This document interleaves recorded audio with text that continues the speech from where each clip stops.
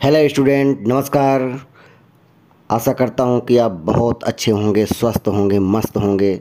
आपकी पढ़ाई बहुत अच्छे से चल रही होगी। स्टूडेंट, आइए आज हम हाई स्कूल बोर्ड परीक्षा 2025 10वीं क्लास के बच्चों के लिए है, जो विषय हिंदी है। इनके लिए मॉडल पेपर 3 लेकर के आए हैं। स्टूडेंट, हमारा पहला प्रश्न शुरू होता है, निम्नलिखित में से कौन सत्य है। 4 ऑप्शन दिए गए हैं, इसमें कौन सत्य है। प्रेमचंद एक प्रसिद्ध है नाटककार हैं। रामचंद्र शुक्ल ने अनेक उपन्यास लिखे, ये भी गलत है। ए ऑप्शन भी गलत है। कफन प्रेमचंद की प्रमुख कहानी है, गुड, ये सही है। कुरुक्षेत्र दिनकर का उपन्यास है, ये भी गलत है। तो कहने का मतलब कि तीसरा ऑप्शन हमारा सही है, सी, कफन प्रेमचंद की प्रमुख कहानी है। दूसरा प्रश्न है, राम की शक्ति पूजा किस कवि की रचना है। राम नरेश त्रिपाठी, सूर्यकांत त्रिपाठी निराला, सुमित्रानंदन पंत, महादेवी वर्मा। तो इसका सही आंसर होगा बी, सूर्यकांत त्रिपाठी निराला। तीसरे प्रश्न की ओर बढ़ेंगे। रामचंद्रिका के सुप्रसिद्ध कवि हैं केशवदास, जयशंकर प्रसाद, सूर्यकांत त्रिपाठी निराला, रामधारी सिंह दिनकर। तो इसका सही आंसर होगा स्टूडेंट ए ऑप्शन होगा, केशवदास। चौथा प्रश्न होगा, तुलसीदास के बचपन का नाम है, तुलसीदास के बचपन का नाम है रामदास, श्याम नारायण, हरिदास, राम बोला। तो सही आंसर होगा चौथा, डी, राम बोला। पांचवा प्रश्न होगा स्टूडेंट, हिंदी गद्य का आविर्भाव कौन सी शताब्दी में हुआ। 13वीं शताब्दी, 16वीं शताब्दी, 21वीं शताब्दी, 19वीं शताब्दी। तो इसका सही आंसर होगा 19वीं शताब्दी। तो स्टूडेंट, ये बहुत इम्पॉर्टेंट प्रश्न हैं, इन्हें आप बहुत अच्छे से अभ्यास कीजिए, जिससे कि जो 20 नंबर के क्वेश्चन आएंगे उनमें आपका ज़्यादा से ज़्यादा क्वेश्चन सही हो। छठा प्रश्न होगा स्टूडेंट, शुक्ल युग का नामकरण किस विद्वान के नाम पर किया गया है। बंशीधर शुक्ल, रामचरण शुक्ल, आचार्य रामचंद्र शुक्ल, बैकुंठ नाथ शुक्ल। तो इसका सही आंसर होगा सी ऑप्शन सही होगा, आचार्य रामचंद्र शुक्ल। सातवां प्रश्न होगा स्टूडेंट, हिंदी का प्रथम समाचार पत्र कौन सा था। हिंदी का प्रथम समाचार पत्र कौन सा था। तो सही उत्तर होगा बी, उदंत मार्तंड, उदंत मार्तंड। अगला प्रश्न होगा हमारा आठवां प्रश्न होगा, ठूठा आम किस विधा और किसकी रचना है। इसमें 2 प्रश्न पूछ लिए गए हैं स्टूडेंट, यह कौन सी विधा से लिया गया है और यह किस लेखक की रचना है। तो हमारा सही आंसर होगा ए ऑप्शन सही होगा, संस्मरण और रेखा चित्र से लिया गया है। ठूठा आम संस्मरण तथा रेखा चित्र विधा से है और इसके लेखक डॉक्टर भगवत शरण उपाध्याय, ए ऑप्शन सही होगा स्टूडेंट। 9वां प्रश्न है स्टूडेंट, चिदंबरा के रचनाकार हैं, चिदंबरा के रचनाकार हैं। तो इसका सही आंसर होगा डी, सुमित्रानंदन पंत।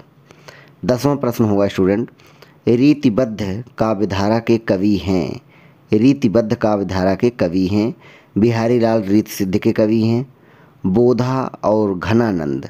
बी और डी जो है ये रीति मुक्त कवि हैं।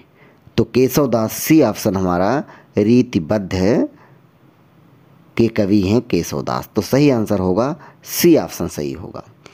11वां प्रश्न है, अलंकार का शाब्दिक अर्थ है आभूषण, आनंद, सौंदर्य, वस्त्र। तो इसका सही आंसर होगा ए, आभूषण। अलंकार का शाब्दिक अर्थ होता है आभूषण। 12वां प्रश्न होगा स्टूडेंट, हल्दी शब्द का तत्सम है हल्दिका, हरिद्रा, हरदी, हरद्रिका। तो इसका सही आंसर होगा बी, हरिद्रा। इसका सही आंसर होगा बी, हरिद्रा। तो बहुत इंपॉर्टेंट क्वेश्चन है स्टूडेंट्स, इन्हें आप अच्छे से पढ़िएगा, जिससे कि आने वाली परीक्षा में आप ज़्यादा से ज़्यादा क्वेश्चन का आंसर दे करके आएँ और ये तभी संभव होगा जब आप बार बार इसका प्रैक्टिस करेंगे, लिखेंगे और इसे समझेंगे, तभी आप जो है 20 में ज़्यादा से ज़्यादा प्रश्नों को हल करके आएंगे। स्टूडेंट, आप जो है लाइक अवश्य करें और कमेंट करें और हमें बताएं कि क्वेश्चन कैसा है। अगर आपको क्वेश्चन अच्छा लग रहा हो तो आप गुड लिख करके भेजिए।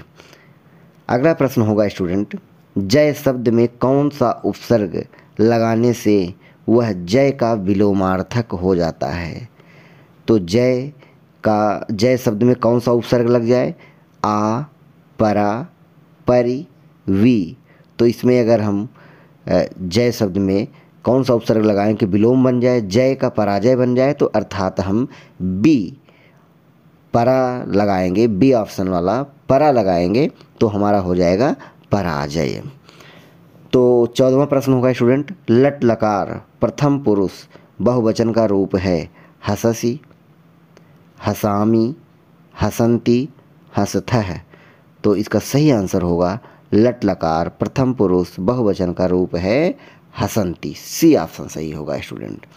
15वां प्रश्न है स्टूडेंट, संचारी भावों की संख्या है, संचारी भावों की संख्या है 27, 29, 31, 33। तो सही आंसर होगा डी 33। 33 संचारी भावों की संख्या होती है। 16वां प्रश्न है स्टूडेंट, निम्नलिखित विकल्पों में से तत्सम शब्द का चयन कीजिए। गहरा, तीखा, निकृष्ट, अटारी। तो इसमें सही आंसर होगा स्टूडेंट सी निकृष्ट, क्योंकि गहरा, तीखा और अटारी ये जो है हमारा तद्भव शब्द है। 17वां प्रश्न है, अर्थ की दृष्टि से समानता रखने वाले शब्द कहलाते हैं। अर्थ की दृष्टि से समानता रखने वाले शब्द कहलाते हैं पर्यायवाची शब्द कहलाते हैं। तो हमारा ए ऑप्शन सही होगा स्टूडेंट। 18वां प्रश्न है, निम्नलिखित में से गंगा का पर्यायवाची नहीं है, नहीं है, भागीरथी है। कालिंदी यमुना का पर्यायवाची है, तो कालिंदी इसका सही आंसर होगा कि गंगा का पर्यायवाची नहीं है। सरसरिता और देव नदी ये गंगा का पर्यायवाची है। तो 19वां प्रश्न होगा स्टूडेंट, प्रत्येक में कौन सी संधि है? प्रत्येक में कौन सी संधि है? तो इसका सही आंसर होगा यण संधि है, हमारा बी ऑप्शन सही होगा। 20वां प्रश्न है स्टूडेंट,